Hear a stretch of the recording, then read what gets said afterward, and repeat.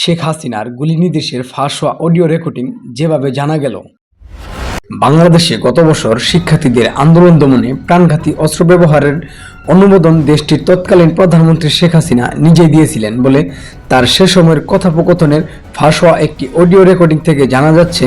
গত মার্চ মাসে অনলাইনে ফাঁস হওয়া এই অডিও রেকর্ডিং, যা বিবিসি আজ যাচাই করেছে, সেটি অনুসারে বিক্ষোভকারীদের বিরুদ্ধে প্রাণঘাতী অস্ত্র ব্যবহার করার জন্য দেশটির নিরাপত্তা বাহিনীগুলোর প্রতি নির্দেশ দেন শেখ হাসিনা।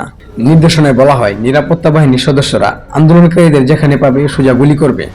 অজ্ঞাত একজন উদ্বর্তন সরকারি কর্মকর্তার সঙ্গে শেখ হাসিনার কথোপকথনের ফাঁস হওয়া একটি অডিও এখন পর্যন্ত সবচেয়ে গুরুত্বপূর্ণ প্রমাণ যে তিনি সরকার বিরোধী বিক্ষোভকারীদের গুলি করার জন্য সরাসরি নির্দেশ দিয়েছিলেন।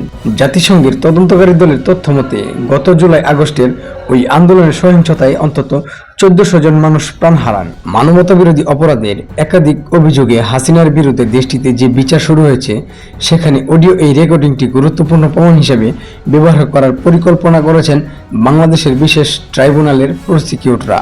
তবে ক্ষমতাচ্যুত হওয়ার পর ভারতে পালিয়ে যাওয়া শেখ হাসিনা এবং তার দল আওয়ামী লীগ সব অভিযোগ অস্বীকার করেছে। টেপ রেকর্ডিং সত্য কিনা তা আমরা নিশ্চিত করতে পারছি না, বিবিসিকে বলেন আওয়ামী লীগের একজন মুখপাত্র।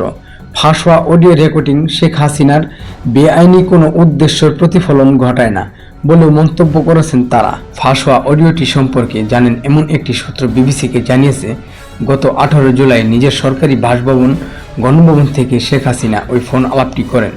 চলতি বছরের মার্চের শুরুতে ফোন আলাপের অডিওটি কে ফাঁস করেছে তা স্পষ্ট নয়। বিক্ষোভের পর থেকে হাসিনার কলের অসংখ্য ক্লিপ অনলাইনে প্রকাশিত হয়েছে, যার অনেকগুলোই যাচাই করা হয়নি।